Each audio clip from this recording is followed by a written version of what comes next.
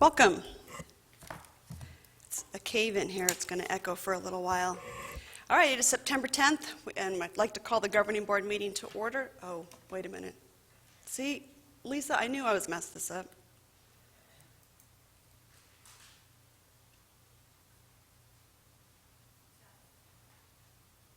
It's not moving. There it goes.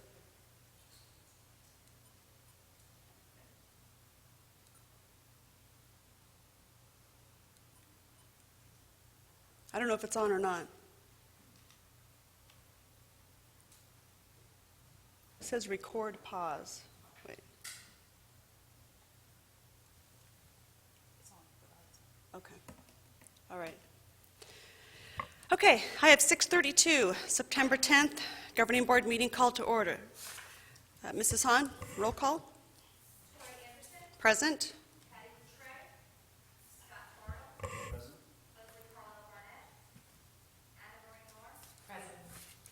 Okay. Mr. Lazar, could I ask you to lead us in the Pledge of Allegiance, please?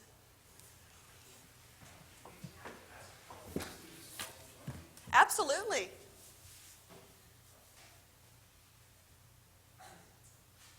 Pledge allegiance to the flag of the United States of America and to the republic for which it stands, one nation, under God, indivisible, with liberty and justice for all. Thank you. Okay, that brings us to adoption of the agenda. I have one change that I would like to make. On the HR schedule, which is 7A, I would like to pull off employee, the number 50, and move that to the September 22nd board meeting when we have time to look into it more. Can we? That's the only change I have, unless anybody else has another change. I would like to pull 6E, but just to discuss that. The regular action. So you want to take it out of consent? Yes, please. Okay. And we'll put that at the top of 7. Is that okay? Sure. Okay. So we've pulled out 6E from consent, and we've pulled out number 50 from the... Oh, D. Okay, never mind. Okay. So 6D, and then we've taken off number 50 off of the HR schedule. Anything else? Okay. Any motions, please? Motion to approve the agenda as amended. Okay, we have a motion. Second? Second. We have a motion and a second. All those in favor? Aye. Opposed? Motion carries. All right, thanks. That brings us to our call to the public. I've only got 2 items, 2 cards. Is there anybody else who would like to come to call to the public? If you would get a blue card out in the lobby, that way we can follow up if we need to, because we'll have your information. So members of the board may not discuss items that are not specifically identified on the agenda. Therefore, pursuant to ARS 38431, action taken as a result of public comment will be limited to directing staff to study the matter, responding to any criticism, or scheduling the matter for future agenda. The board requests that all comments be limited to 3 minutes or less, and that the public refrain from the use of speech or language that is offensive or inappropriate, pursuant to board policy KFA. When you come up, if you'll please state your name. I've got Catherine Connor. I know you didn't want to go first, did you? Good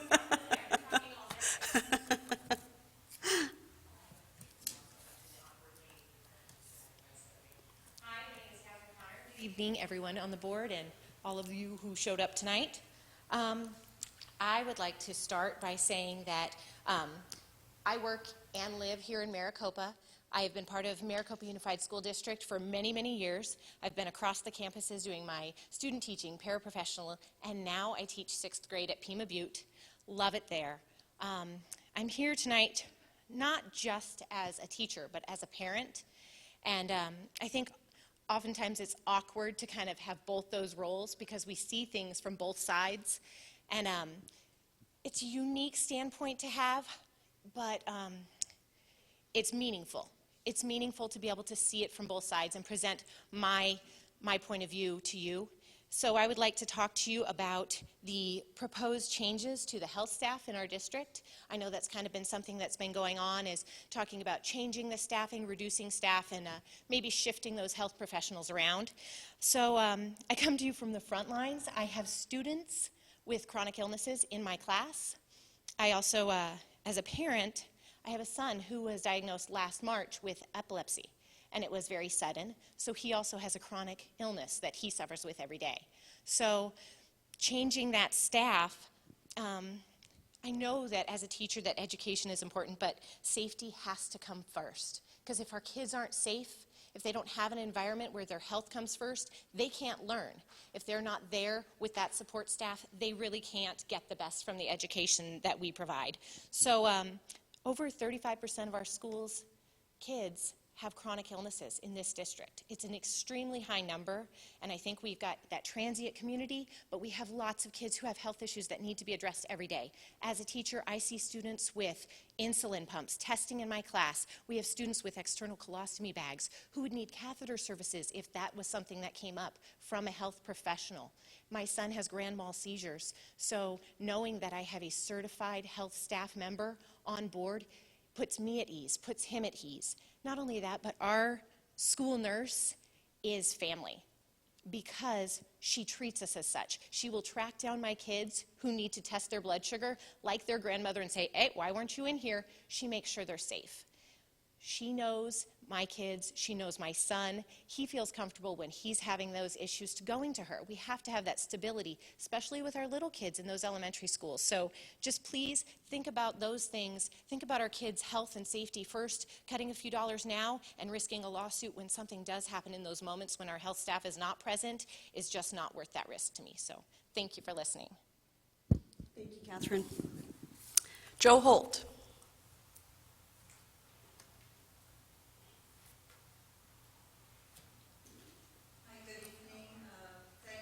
To the Governing Board for allowing me to address you this evening. My name is Joe Holt. I am not a resident of the city of Maricopa, believe it or not, but I am here in my capacity as a candidate for state senate, and I consider myself to be the pro-public schools candidate.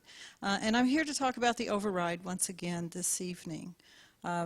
We have in our legislative district, which is legislative district number 11, we have a number of school districts here within the legislative district. This is more of a perspective, I guess, of a lawmaker.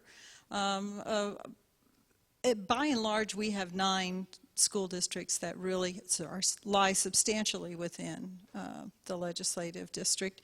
Did you know that 7 out of those 9 school districts are going to be on the ballot this November? They're all asking for help in one way or another. 6 of them are overrides, and one of them is actually a new bond. That would be Marana. AMPHI has a political action committee formed, and they are putting up signs and raising money to try to. In many of these school districts, as you know, the votes can be very, very close on this. Why 7 out of 9? This directly relates to the severe cuts that we've suffered here in Arizona to public schools. The thing is what we can't assume is that everybody that we talk to, that all of our voters understand that. They actually do not. And I can tell you that from firsthand, talking to hundreds and hundreds of voters over the last several months. So I think we need to take the offense on this and not play defense. I think we need to go out and tell people we have some of the deepest cuts in the nation to our public schools here in Arizona. We have some of the largest class sizes. We have some of the lowest per pupil funding here in Arizona. And that's why all of these schools are coming and asking for more help. Our teachers are working hard. Our administrators and our staff are working hard. Our governing board has worked very hard, and I've witnessed this, making adjustments to the budget for those cuts. So I want to thank you for your service to this community, and we are going to make sure that we pay a great deal of attention in this campaign to the help that the public schools are asking for. Thank you. Seeing that there's no other cards called to the public, we will move on to our superintendent's report. Dr. Chestnut. Thank you, President Anderson. Thank you, President Anderson. As your government work, a few things to report on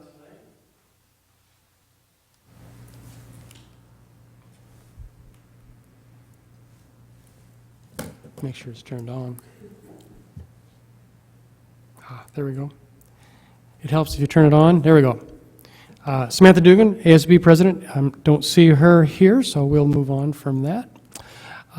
We've had a lot of excitement in the past couple weeks, and some things more serious than others. On the not particularly serious side, we had a series of ice bucket challenges, and we've had probably more than 4, but these are 4 recent ones. Upper left-hand corner there, that's the District Office Administration. That's me in the middle with the white shirt and shorts on. I was a little casual that day. Mr. Roush is standing next to me, getting drenched thoroughly. Ms. Roden is next to him in the pink, and I think Wade Watson is there, Maria Sapelli. We were challenged, of course, by Gina Chaffin at Santa Cruz Elementary. That's her and her staff on the upper right-hand corner. And bottom right, though, wins the prize, I think, for most dramatic ice bucket challenge. That is a front-end loader that belongs to Tom and Tina Dugan. And you can drench a lot of staff members with a front-end loader. So I think that was one of the better ones. And then bottom left is Maricopa High School. Most of the administrators there. So it was a lot of fun. And it's, students get a real kick out of watching the principal get dunked. I've learned that. So anyway, that was kind of a fun thing. Another fun thing this last week was homecoming week, and it started off on Tuesday, September 2nd. The mayor declared Paint the Town Red Week, and we had a great showing of students and mascots at the city council meeting. We had about 10 members of the marching band in full uniform. They played the fight song, and it was a great event. A lot of people in the audience dressed in red and black, and it was great to have that proclamation from the mayor for the 2nd year in a row. And one of the themes, of course, was businesses decorating, and there were some really great decorations on businesses, so that was a cool thing. On the 3rd was the parade, alumni game, and bonfire. I don't have a picture of the bonfire, but there's Kelly Anderson, a alumni there on the right, catching a pass or dropping it. I'm not sure. He's catching it. It's not in his hands, though. I don't know what the outcome of that was. The evening started with a parade, which was amazing. I counted 35 separate entries, and most of the schools had a float or a presence of some kind, and we had the Hot Rod Club, but we had all kinds of community stuff on parade, and it was at Copper Sky. It was a great place to have it, big crowds, so a really good tradition to see that parade going. And on Friday the 5th, it started with a pep rally with Fox TV's Corey McCloskey. We got him wearing a Maricopa High School jersey, and it was great TV coverage, and the students were very enthusiastic, and he interviewed a few of them, interviewed a few football players and that kind of thing. And then the really cool thing, I don't think I sent you these links, but I need to do that. He actually went into 2 different classes, 2 different CTE classes. He went into the culinary arts class, and he went into the broadcast journalism class, interviewed students, showed off the great facilities we have there, and it was really well done. He's very complimentary and kind of showcased what our kids were doing, and yeah, that was cool. The homecoming game, of course, was Friday evening, and we had the king and queen that were revealed, and we didn't win the game, but it was a huge crowd, and that was really cool to see that many people at the game, and it was a great evening. I know they had a dance on Saturday night, too. Don't have any pictures of that, but it was a great week, a lot of fun for the students, and a lot of work by the teachers and administrators at the high school. There's a bunch of other stuff that went on, too. I don't have pictures of everything, but that's one of the things that makes high school a lot of fun, and it was cool to see all the schools involved too, participating in the parade or whatever, and made it a real community event, which was bigger and better than ever. And thanks largely to Mary Grace, who's kind of the cheerleader on this and serving on the committees and getting everyone involved. So I really appreciate her support and efforts to make that happen. On September 4th, 5th, and 6th was the Arizona School Board Association Law Conference and Delegate Assembly, and I attended along with Tori Anderson, Patty Coutray, and Anna Marie Knorr on the 4th and 5th, and the Delegate Assembly was on Saturday, and you can see Tori and Patty hard at work here at the Delegate Assembly, so thanks to them for attending, but it was a good conference. We learned some good things and heard some excellent presentations and enjoyed attending that. On Monday the 8th, I actually drove to Mesa, and in retrospect, that probably wasn't the smartest thing to do. But I made it on time, actually made pretty good time. I think I just picked roads that didn't have any flooding problems. And I haven't, in 2 years, hadn't had a chance to attend any Arizona School Administrators regional meetings. And that's one of my goals this year, to be more involved. They're on a quarterly basis, and you get some good inside information there. And so turnout was a little light that day, but I'm sure it'll be better in future meetings. But I also want to point out that I think it was the greatest scheduling in the history of school districts to not have school for students on Monday. And it was a total, accident, but it sure worked out well for us. Nobody was worried about their students, at least as far as buses and getting to and from school. Tomorrow morning, I will be attending the Maricopa Chamber of Commerce and do my annual report presentation. So I'm mainly telling you that so you remind me to go. I've been known to forget about early morning meetings, so I am determined to be there, and I am the program. So I'm going to be there, and looking forward to that. And I think that's it. Thank you. Governing board member reports. Anybody have anything to report? Real quick, participated in the homecoming festivities, the parade, and the game, and kudos to all of the work that went into that. It was well organized and well done, and I think it was a great showing for the community. So thanks to everyone who worked on that, and then got to attend Pima Butte's curriculum night last night, and the teachers and Mr. Lazar there did a great job explaining to parents what they're teaching our kids, and how important it is, and how we can help our kids at home, and how we can continue to get those kids off to a good start. So thank you for that. It was nice to see the bonfire take effect again. We used to do that years and years and years ago. And the bad part is there wasn't enough parking. So what a wonderful problem to have.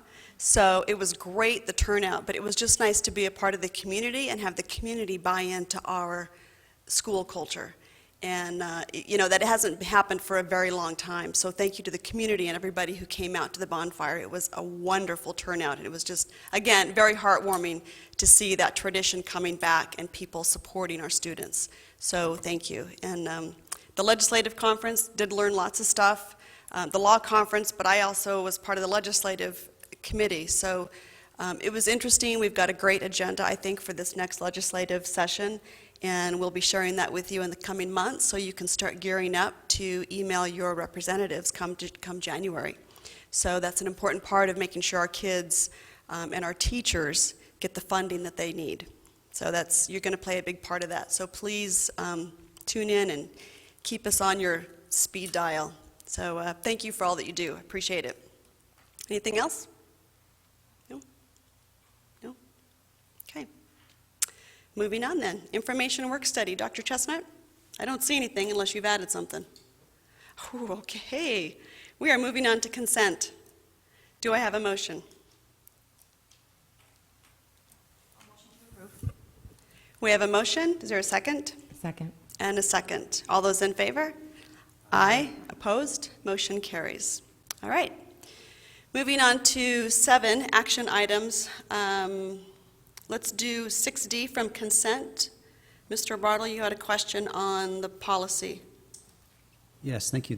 There are a couple of changes that we're making on there. The first one, I'm still struggling with a little bit. Maybe just the editor in me is getting the best of me, but I don't understand the addition of the language, and on behalf of the governing board as a whole, it seems like that goes without saying. I don't know why we added that language. I don't know what additional meaning that brings to that statement. The prior statement, consult with superintendent on items to be placed on the agenda for each meeting. is concise and clear to me, that addition muddles the issue a little bit for me. So So you just wanted to say consult with the superintendent? my recommendation would be, unless there's a valid reason for that change, I would say we just have it say consult with the superintendent on items to be placed on the agenda for each meeting. I'm fine with that. I mean, Dr. Chestnut, was there a rationale from, and I thought we talked about this when we did the first reading. Oh, okay. Was there a rationale as to why? I know that ASBA changes these things based on legal situations that have happened at other school districts. So was there anything in Chris Thomas's brief that gave us a reason why he wanted to put that in there?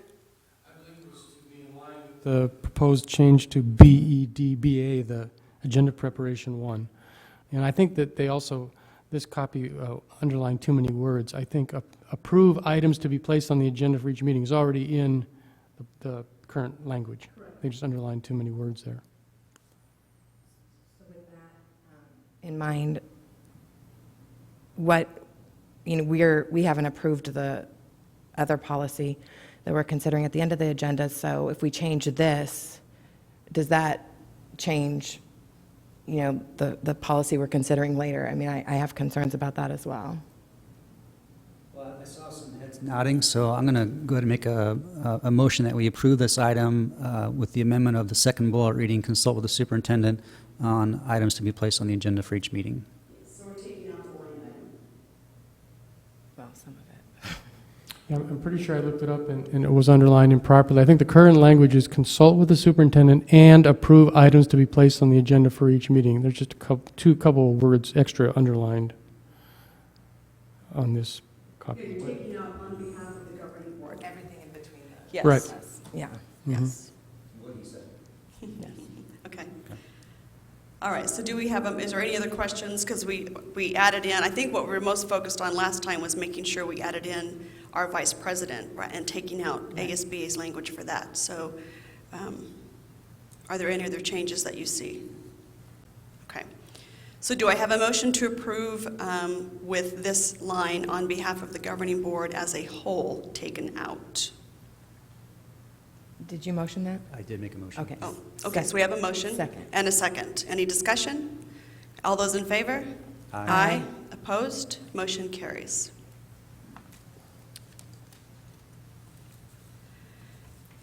Okay, that brings us to our HR schedule. Mr. Beckett.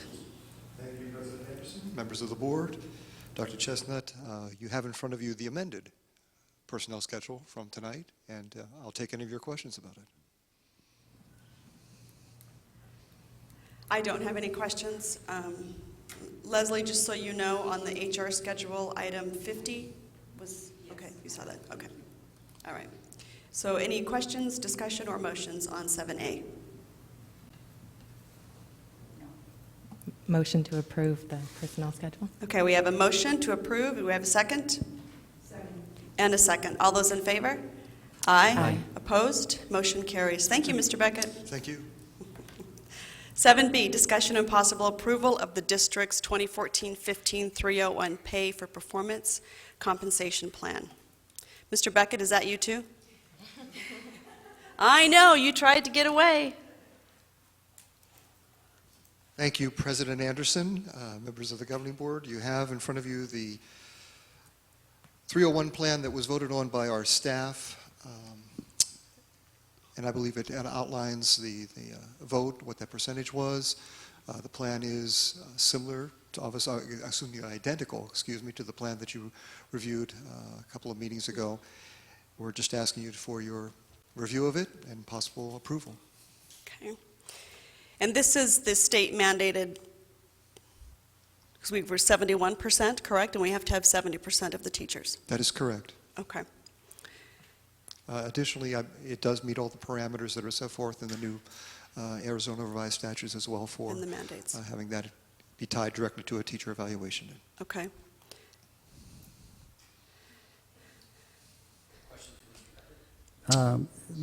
The approval is on site, school-by-school basis varied from 50% to 95%. What do you attribute that wide range to? And Member Bartle, I think there could be a number of different reasons why people voted against it, and it probably varied from staff members who maybe thought there should have been this extra tier on the top end, the highly effective should have gotten an additional percentage, to possibly those people thinking that an ineffective or a partially effective teacher may be getting more or less than what the percentages were. We do not have that data. We just know that we had that 71% approval. But again, I think you saw the individual school sites. It varied widely. Why there'd be different reasons why people would vote against it, but I'm wondering if you recognize any trends, or if there's anything in the process, or with the one school is more active or less active than another, that would have such a stark contrast in one school, only half of the students or teachers approving it, and in another school, almost every single one.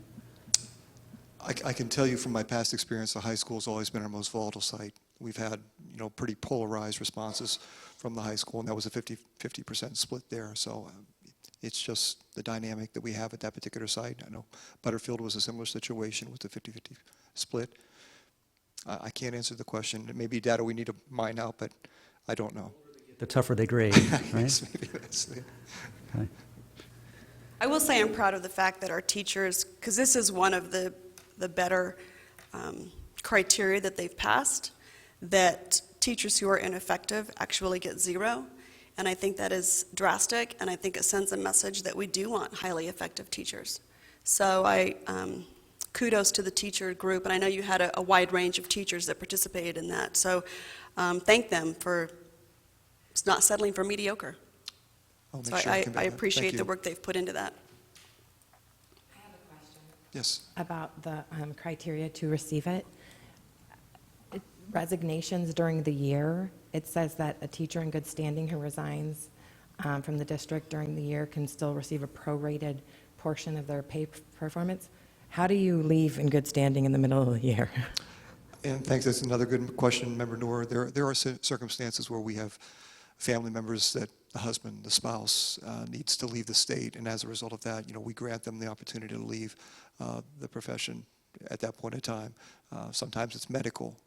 We've had a number of different legitimate reasons that people leave, but again, it's all based upon that approved resignation. If that's not the case, they would not qualify. Didn't we have one year that was in the military and was deployed? We've had those situations, yes, in the past. So, in terms of just from my understanding on how that would play out, I would imagine in a situation where someone's leaving for the military or they have a severe medical issue, that would be a situation where we would take their resignation without contract assessment. Is that good standing? That is correct. Okay, so if they get assessed the penalty for breaking their contract, that would be not good standing. That would not be in good standing. Okay, that makes more sense. Okay, any other questions or motions? Okay. And ultimately, that comes to the board for approval. That is correct. But, and I'm just talking out loud here, but I wonder if there's maybe it's just incumbent upon us as board members to keep this in mind when we're approving those. There's obviously a lot of subjectivity in whether or not we allow somebody to cancel, to waive their assessment.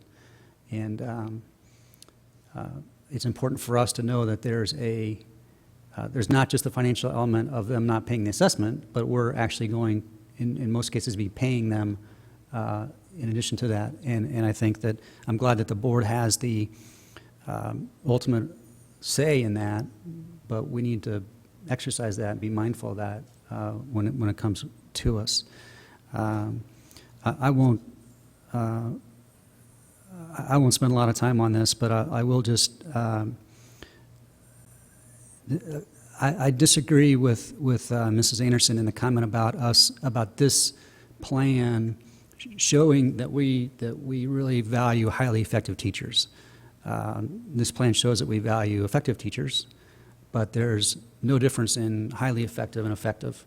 And it's no secret to anybody here who has been part of this process and for performance pay and how I feel about this, but I do think that the performance pay should be substantial enough that it should truly reward those high performers. Pardon me. There is a fund out of performance pay that is dedicated specifically to giving everybody a bump in pay. That is not what this is designed for. This is designed to reward the higher performers. And this doesn't do that. And so that is the primary reason why I'm voting no on this, and why that I encourage my fellow board members to vote no. We ultimately have the say in this, obviously, and I think that we ought to push this back to the teachers to give us a plan that is consistent with how this program is designed. Also, I think that how this is, from what I'm understanding from my conversations with administration, I believe the way this 100%, 75% is worded, I think that language needs to be cleaned up before we approve it, because the 100% of what, 75% of what, we don't know what that number is. If it's what the total pot divided by the number of teachers, what they would get, if that's the intent, then there would be a big chunk of money left in the pot. So my thinking is that if the intent is that effective teachers would get a third more than partially effective teachers, right? But ultimately, we would want to make sure that we use all the monies available to us and get those into the teachers' pockets, and not have a significant amount of money left over, if that makes sense. It makes sense, but let me clarify a couple things that, coming from a teacher standpoint, first of all, this is pretty drastic for them to say the ineffective ones get 0, which is a big step from what we've had the last couple of years. I think that within baby steps, you can't just instantly, as much as we would like to have highly effective teachers, in attending several workshops over this law conference that actually addressed the issue of incentive pay really does not work for the teacher. And for a lot of people, it just does not really work. The other part is these teachers, this 301 money and the evaluations are based on students that they have no control over who's in their classroom. It's also based on evaluations and scores from tests from students they had the year before. So to penalize those teachers or to give them an incentive really doesn't work. So I would say this is great. I think it is a great improvement on what we've had in the past. Teachers have said, if you're ineffective, you get 0. That's huge. But it also says it's 100% portion of the potential allocation, which means we don't know what our 301 money allocation is until we get the funds and the data from Aaron, and we don't know what that is until we get it from the state, which they don't come out with that until the spring. So you can't put an exact portion on there, but it's 100% of the portion that is allocated. And I think that that's clear enough language that allows those teachers to get exactly what they are supposed to get. So I think that we cannot put any more language in there because we don't know what the exact dollars are. I'm not asking for a dollar amount. I think that there's some confusion in how you could read that a couple different ways. If I'm wrong, I'm wrong. I think that's semantics. The overriding issue that we fundamentally disagree on is whether or not this is an effective performance pay. I think that I agree with you that the performance pay in the traditional model and what the private sector considers, it doesn't translate evenly to public education. Unfortunately, maybe in due time that will happen.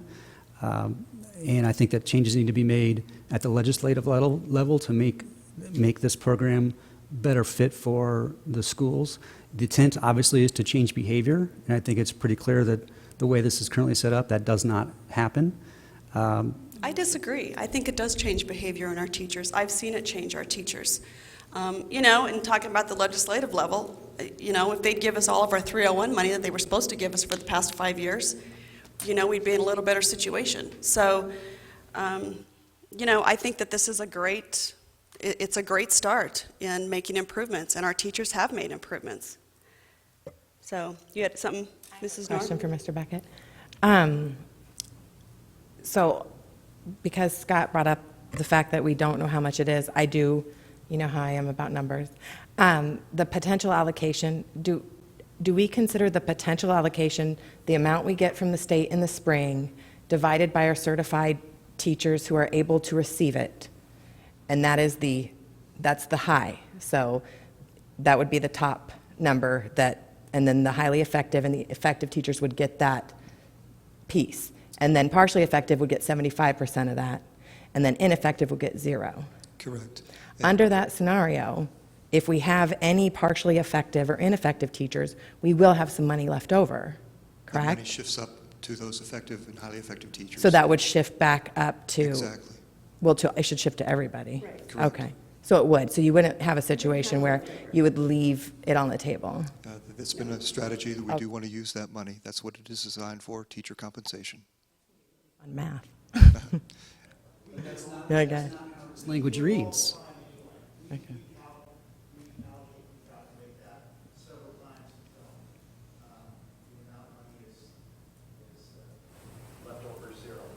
And that's just, I just wanted to make sure we're not leaving money on the table, that if there's ineffective teachers, that the highly effective, ineffective, and partially effective get that money. I agree with how you do that. I just don't think that it's reflected in the language in this document, and it should be clear. I have a comment. I don't know if this is, but if we're hearing or being told that the criteria doesn't work and the incentives don't work with teachers, and then you've got an ineffective teacher or a partially ineffective teacher, and there's some, whatever the scores might have been, that might have been low and out of their control, but they could have been effective teachers, and it was kind of a luck of the draw. How does that also, because, I'm sure a lot of these teachers are doing a great job and trying very hard, and there may be some circumstances completely out of their control, and they may be, deemed an ineffective teacher or just a effective teacher when they really, really busted themselves to make improvements in their classrooms. Just to clarify, this last year, we only had 6 teachers in the entire district that were classified as ineffective. And I wish that number was 0. I mean, we purposely, obviously, we try to hire effective teachers. You don't always know until somebody gets on the job and that kind of thing. And I want to make it real clear, especially anybody that's in the audience or watching on TV, that, the principals work the hardest of any group with teachers that are struggling. And I mean, and the reality is some teachers, we have a big system, right? We have a lot of teachers, so some teachers just don't even make it through the whole year. I mean, there's a handful that often are no longer with us, maybe at mid-year for whatever reason. A small number, but I guess that's the point, is we're talking about a small number of people on that end of it. But back to your question, the evaluation system is set up so that student achievement is only a portion of that teacher's evaluation, about a third. And so the principal's judgment is a big part of that, is pretty much the remainder of that assessment, of that evaluation. And so I think overall it's a pretty fair system. It is true that teachers can't choose their students, and they don't have total control over how those students do on the tests, I guess, in that sense, because some classes just randomly get more high-achieving students than others, even though we try to make it a random assignment generally, unless it's an honors class or something like that. But I guess my point is that I think the system is pretty well balanced and gives a pretty accurate grade to how teachers are doing. But the one thing that's so different starting this year is that our real goal is to have our teachers achieve at the effective level. We have purposely created an extremely rigorous system so that it is very difficult to every year be rated highly effective. And we've kind of done that on purpose, because for too many years in public education across the nation, 95% of teachers were rated at the highest level. And so starting with the Race to the Top funds, this is the reason why virtually every state has changed the evaluation system to make it more rigorous, and that's what we've been doing, and I think it will end up paying dividends for us in the future. But that's a big change in our practice that started this year. And the fact that it is so difficult to be a highly effective teacher is all the more reason why those folks should get more of this bonus pool. We did propose that, Scott, when you were not here. And we proposed that it would be 65 for the partially effective teachers and 110 for the highly effective teachers. However, the teacher group has to vote on this. All the teachers have to vote on it. It didn't pass. This is what passed by 71% of the vote. So it doesn't matter how much you want to send it back to them and send it back to them. We want to make sure we have a culture that we want these teachers to work here. We don't want to put this board against our teachers. That's not, I think that's a very dangerous practice to get into. We need to make sure our teachers know that we support them. And if this was 71% of the vote, then let's cheer them on. Let's support them, and let's get this going and get them working towards being highly effective. And then maybe next time, we can then bump it up to the 110. But I think this is a great leap of faith on the teachers' part, and I think that we as a board need to support them. And either way, it's mandated. It has to be supported by 70% of the teachers.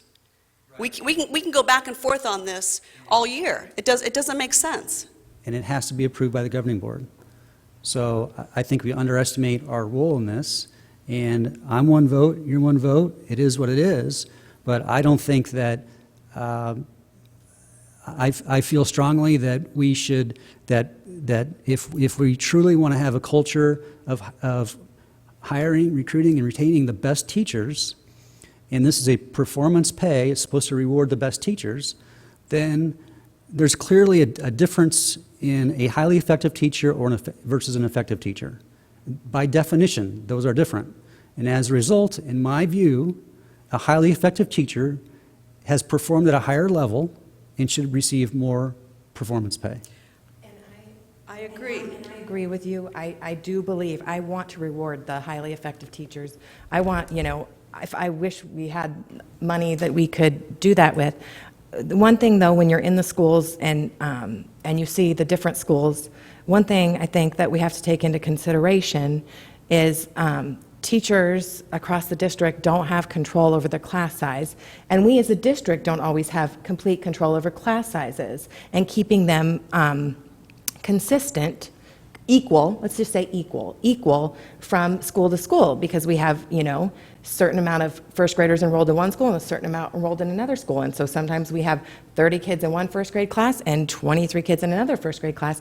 And how are we, that's the one thing that I struggle with on this is, that teacher with the 23 kids has got a lot better chance of being highly effective than the teacher with 30. And they might both do really, really well, but that one with 30 kids is at an absolute disadvantage. And that's something out of the teacher's control, and really something that's very hard to, you're never going to find somewhere where every class size is completely equal. And so that's where I struggle with, I understand I want to reward highly effective teachers, but sometimes I think that difference may be just in somebody's got 7 to 10 more kids in their class. And that's a lot of kids. There are countless variables that go into this process of effectively grading teachers, right? How much time and energy and suffering have you guys gone through and at the state level and the national level to try to quantify success in the classroom? Because there are so many variables. And this is what we've got. This is the best that everybody's come up with. I don't think it's fair for us to arbitrarily change those definitions when we think it's appropriate. If there are some variables, for example, class size, that we think would have a material impact on this, then that's something that we could go back to the committee and say, hey, we think you guys ought to account for class size as part of this program.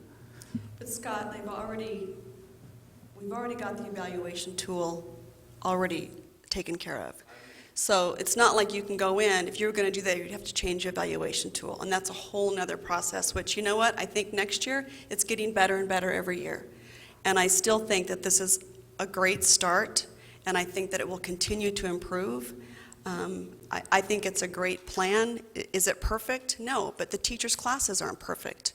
So I, for one, think that we should support our teachers, let this work its way out this year, and then we can improve on it for next year. So with that, I'm going to call for a motion. Let's be clear, though, that any opposition to this plan is not opposition to our teachers. I would appreciate you not insinuating otherwise. It does look like that, though, Scott. It does look like that. To you. That's the way it looks. I mean, the teachers need to know that this district and this board supports them. And we keep preaching about success and defining success and making sure that we've got the best teachers teaching our kids, right? That's where I'm coming from. How can we can leverage this plan that's designed specifically to reward the higher performing teachers to help us achieve two of our primary objectives, two of our four primary objectives, and that is hiring the best teachers and retaining the best teachers and improving student achievement. And there's a direct reflection with this program with both of those. But we So- need to reduce our class sizes in order to take it a step further. And that's something that we're working on, and that's one of the reasons we've called for an override. So I think all those pieces come together. Any further discussion or any motions on this? Yeah. Chestnut, you mentioned in the evaluation that the principals work really hard at determining these teachers, and, to the point of Board Member Noor's comment about saying, there's 23 students in a fourth grade class, and then there's maybe 30 or 32 in another first grade class. That would be part of the evaluation process, wouldn't it? Wouldn't that be one of the factors that the principal would view and think, hey, this teacher, they both worked really hard. They both are very effective teachers, but this teacher had 32 children, and some of them were special needs, some of them had whatever the case might have been. That might have been out of her control. Is that possibly part of the... Yes, I think Yeah. the principals do factor that into their evaluation of teachers, but you can't escape the fact that student achievement is 1/3 of the evaluation, and if you have more time to individualize with a smaller class, that is going to be helpful. Okay, any further discussion or any motions on this item 7B? Okay, we have a motion. Do we have a second? I'll second. We have a motion and a second. All those in favor? Aye. Opposed? Nay. Motion carries 3 with 1 opposed. Good discussion. Thank you. All right, 7C. Are you sure that's not you too, Mr. Beckett? All right. Discussion and possible approval of the first reading of updated policy B 1750, agenda preparation and dissemination. Dr. Chestnut, I know we sent this back to you with some changes. Yes, and I sent you the language from the attorney at ASBA.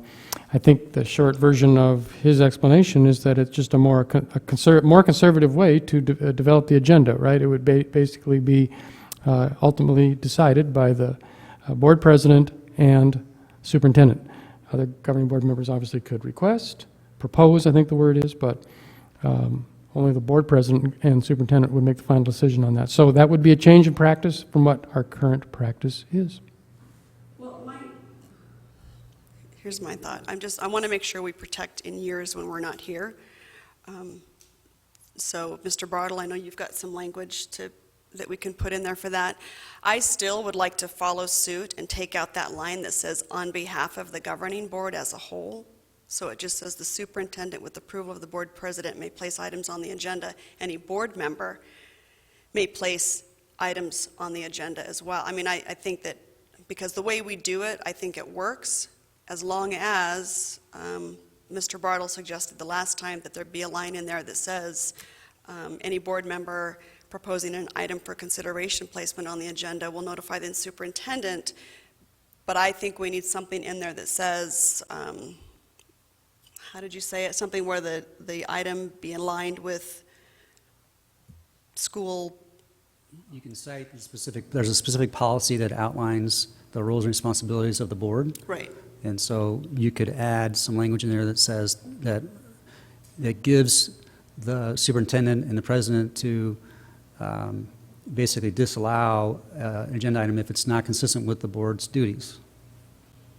And what about even if it's not aligned with our strategic plan or our goals? Do you think something like that needs to be on there too? No. Just, okay. I mean, I would prefer that line be in there because I think it would tighten this up so that we don't go back to some situations that happened years ago. And- Go ahead. I would be open to seeing what that language looks like, but in terms of this, I would prefer that we leave our policy as is. I think that this policy, unfortunately,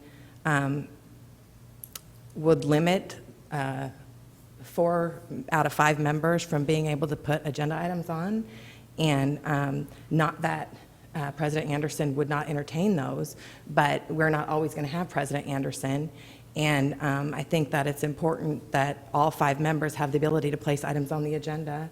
As long as it's in line with what... Yeah, as long- And so that's why that's important. I mean, it's important that line be in there, that it's in line with the board responsibilities. Right, but before we approve a change to this, I would like to see it written Yeah. out. Yeah. You know, I'm definitely open to something that limits, you know, you can't put an agenda item on something unrelated to, Right. to what our duties are, absolutely. But in terms of limiting 4 out of 5 board members' ability to put items on the agenda, I can't support I don't think that. it limits it, because it says any board member may place. You could change it to where it says any board member may place an item. You could change it, but the one we're Yes. considering does not do that. Right, but we could change that to may place an item for consideration. Right, which is what we have now, Yes. absolutely. So I'm thinking maybe we keep our current, but I still would like to see that line added in about items being applicable to the district and board responsibilities. I think Lisa got that, so we can bring that back for second reading next time.